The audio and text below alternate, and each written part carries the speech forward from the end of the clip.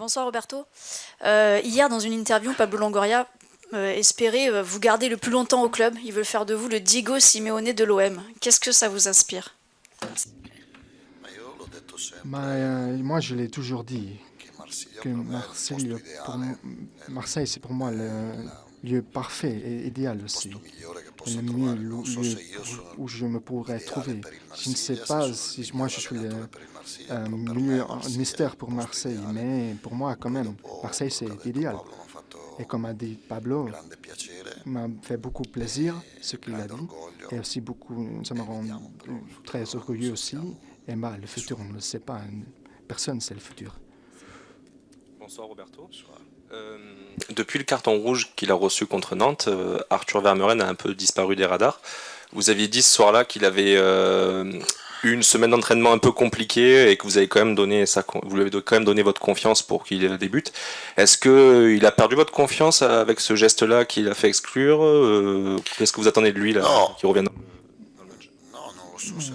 Non, je ne sais pas s'il a perdu de la confiance, mais je ne le vois justement qu'il ne se trouve pas trop bien. Je ne l'ai pas vu jouer bien quant à l'énergie et physiquement non plus, mentalement non plus. Mais je n'ai pas dit qu'il ne pourrait pas jouer demain ou dans le futur. Pas du tout. Mais donc, je vois chaque joueur chaque semaine. Alors je dois les évaluer chaque semaine et tout le temps je les évalue. Et ça, c'est succédé avec Bacola aussi. Bacola, après Lucas, je l'ai vu avec en difficulté, quoi.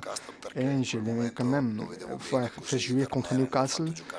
Et je l'ai fait jouer à Bacola à beaucoup d'autres matchs très difficiles.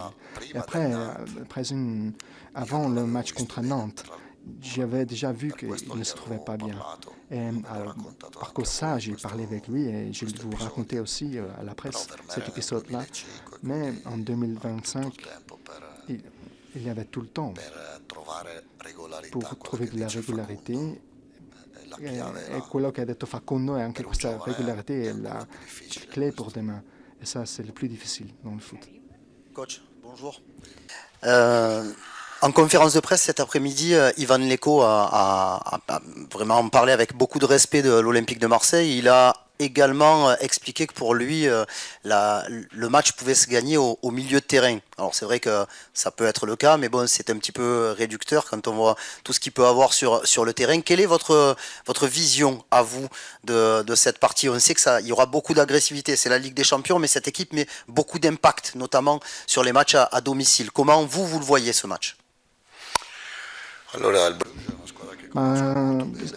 Selon moi, je connais très bien Bruges parce que je l'ai étudié beaucoup. Je connais très bien Bruges et je l'ai étudié beaucoup pour comprendre mieux et bien sûr aussi pour gagner. Il ne faut pas seulement comprendre leur jeu, mais aussi savoir comment jouer en contre. Ils jouent avec tellement beaucoup de joueurs jeunes, et ils sont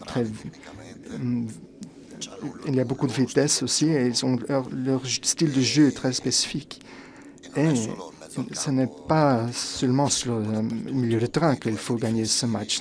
Et aussi, défensivement, il faut défendre tous ensemble et attaquer tous ensemble et jouer. Il faut de la régularité pour faire des prestations, des belles prestations. C'est normal qu'il y aura des joueurs qui ne feront pas des mal de temps en temps, des joueurs qui jouent mal, mais c'est la régularité de l'équipe, de l'ensemble, que ça va être clé. Bruges doit gagner pour se qualifier. Et vous, a priori, sauf catastrophe, un résultat nul peut suffire. Est-ce que ces deux données, ça change un petit peu votre composition d'équipe, de dire je fais une composition d'équipe normale ou je suis un petit peu plus défensif? Est-ce que ça joue dans votre réflexion? Mais non. À mon avis, je sais qu'eux, ils doivent vaincre, mais nous aussi, nous voulons vaincre. On ne vient pas ici pour jouer un contre un, parce que c'est pas comme ça qu'on joue à Marseille. Et on n'a pas de limites aussi. J'essaye de mettre l'équipe la plus juste aussi quant à la physique, l'état physique, parce qu'il y a des joueurs qui n'ont pas récupéré, qui ne sont pas tout à fait en forme après Lens le samedi. Par exemple, Pierre Paixão s'est entraîné à l'écart, ce n'est pas l'aîné tout ce matin. Et sur la pelouse, on va faire tout pour gagner, quoi. On n'est pas en train de calculer parce que nous n'avons pas une équipe qui fait des calculs comme ça. Bonsoir. Je voulais vous poser 2 questions. La première rapide sur Paixão. Il peut jouer demain ou il est forfait? Oui, ouais, il peut jouer, mais il se sent pas trop bien parce qu'il a fait des choses incroyables. Il a fait des numéros contre Lens. Fou, les données sont fous de Paixão contre le match contre Lens. Et quand il joue, il nous donne un équilibre fou. Parce que les autres joueurs offensifs, ils ne se tuent pas quand ils doivent défendre. Mais Paixão, il défend aussi avec cet élan. Et il fait les deux. Contre Lens, il a fait des données incroyables sur la pelouse, très haut. Et alors, c'est normal qu'il a pris plus de temps pour se prendre physiquement fit. Tous les clubs, et notamment pour l'OM, même si vous gagnez, vous pouvez peut-être aller chercher une place pour recevoir lors du match retour en 16e de finale en barrage. Ça veut dire concrètement que ça dépend aussi des autres résultats. Est-ce que vous allez demander à votre staff, à vos adjoints, de vous tenir au courant des autres résultats demain, quel que soit le résultat de votre équipe, s'il vous plaît? Je n'ai pas trop bien compris ce que vous venez de me demander, mais le plus important, c'est de vaincre. Et on peut avoir des autres scénarios avec 10 points. 12 points serait mieux. Mais c'est vrai que Bruges, c'est une équipe très très bonne. Et Marseille, elle est bonne aussi, elle est très forte comme équipe aussi.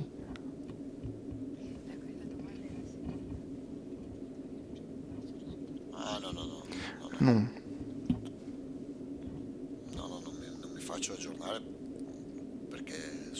Non, pas du tout. Je n'aime pas suivre les autres parties.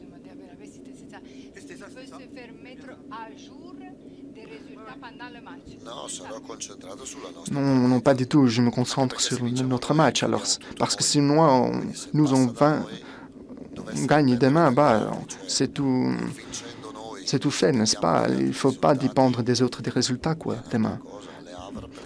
L'Havre, par exemple, il y a un an, on avait... Contre l'Havre, il n'y avait pas seulement de nous, tout dépendant, mais demain, tout dépend de nous. Rendez-vous historique donc demain soir. Ça représenterait quoi pour vous une place dans le top 24 européen, dans la progression de l'OM depuis que vous êtes arrivé? Et en quoi ce serait un signe fort justement et historique d'être qualifié?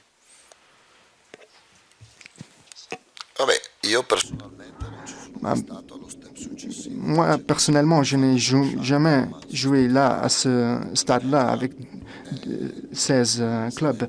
Je l'ai fait avec Shakhtar Donetsk, mais pour moi, ça serait quelque chose de très grand. Et pour les joueurs aussi, parce que je ne crois pas que beaucoup d'entre eux ont eu cette fortune de jouer à ce niveau-là. Et Marseille aussi, ça fait beaucoup d'années, ou quelques années, qu'ils n'ont pas joué à ce niveau. Et après, j'ai beaucoup de confiance en mon équipe. Et j'ai beaucoup de confiance parce que, pour demain aussi, j'ai beaucoup de confiance. Et quand je dis qu'on peut perdre tous, si on n'a pas cette mentalité, la bonne mentalité, je dis aussi qu'on peut vaincre avec la bonne mentalité. Et alors, on pense à Bruges, bien sûr, mais l'idée, c'est qu'après, si on peut y aller, on pourrait jouer aussi. Et c'est ce que je dis aussi tout le temps à mes joueurs. Il fait 2 matchs ou un match qui décide tous. Et après, il y a une continuité dans le championnat. Mais jusqu'à maintenant, on a eu des hautes et des basses. Mais demain, c'est un match simplement. Et Lens a été un match. Excusez-moi, Bruges, il mérite d'être ici. Pardon, Lens, on a gagné 3-1. Mais on aurait pu gagner avec beaucoup plus de buts. PSG aussi. Mais on a joué très bien contre Real Madrid aussi. On a mis le match juste et les autres, on n'a pas trop bien joué contre Liverpool, contre Atalanta. Voilà. Des nouvelles de Geoffrey Kondogbia qui avait été ménagé ce week-end. Est-ce qu'il est capable de jouer demain et qu'attendez-vous de lui si c'est le cas? Et est-ce que le match peut être plus facile parce que Bruges sera obligé d'attaquer et donc vous ne serez pas face à une équipe qui défend, ce qui vous arrive souvent? Oui, Kondogbia peut jouer demain. Il se trouve bien. Fortunément, il a eu cette continuité et on est en train de l'aider beaucoup là, avec le staff technique aussi et le staff médical. Et alors ça l'a aidé beaucoup, on croit. Et il est prêt pour jouer. Et il ne doit pas se récupérer trop vite. Par exemple, contre Lens, après Liverpool, il n'a pas été convoqué, même parce que il était trop fatigué là. Mais je ne sais pas si le fait que Bruges doit vaincre, ça va être un avantage pour nous. On espère une partie typiquement de Bruges, parce que typiquement, ils font beaucoup de buts et ils font beaucoup de pression aussi sur la pelouse. Et leur jeu offensif, ça nous donne aussi des opportunités d'entrer et faire des buts, bien sûr. Mais quant à nous, on fera tous pour bien défendre, mais surtout aussi pour attaquer bien et jouer bien offensivement. Oui, bonsoir. Bonsoir. Vous avez parlé de la récupération qui est importante avec l'accès-succession de match. Vous allez enchaîner sur 2 déplacements compliqués, Paris et Rennes. Comment vous allez gérer cette période entre le match de Bruges, ici à Bruges et le match à Paris? Sì, tutte queste partite di seguito per il recupero dei giocatori, come pensi di farlo?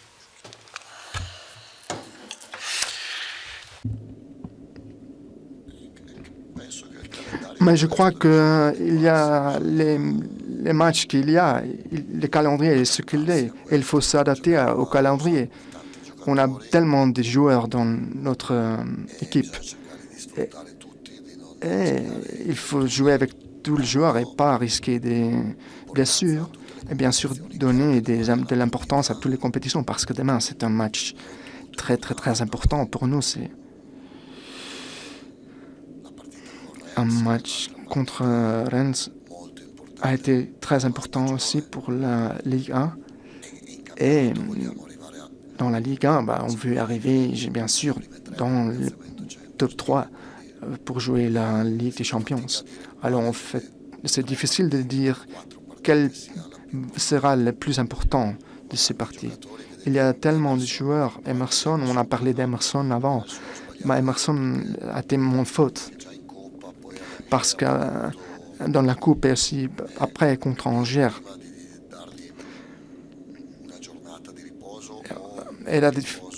ça a été difficile de dire si on aurait dû lui donner de la pause, une journée de pause ou pas.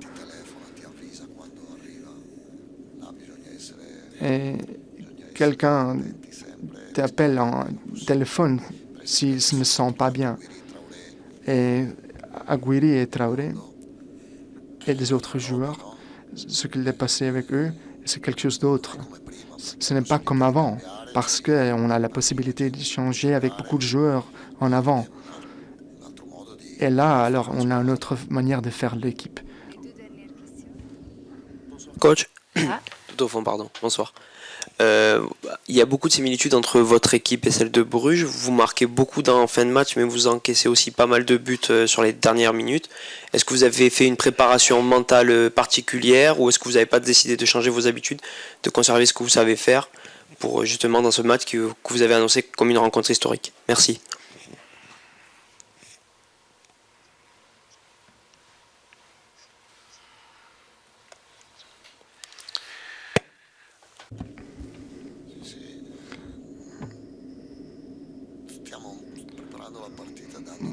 Ouais, on fait beaucoup d'attention à la phase défensive, bien sûr.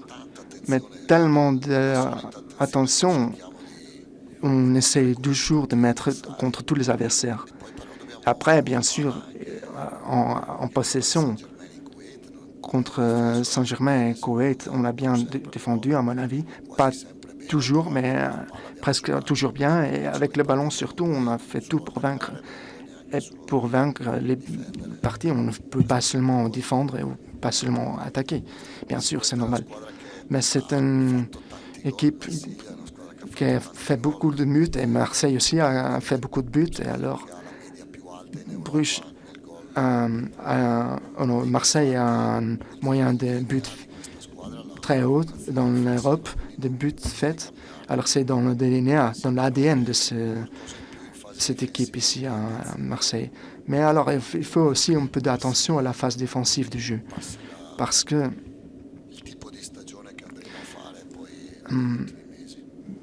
c'est normal pour cette phase de jeu.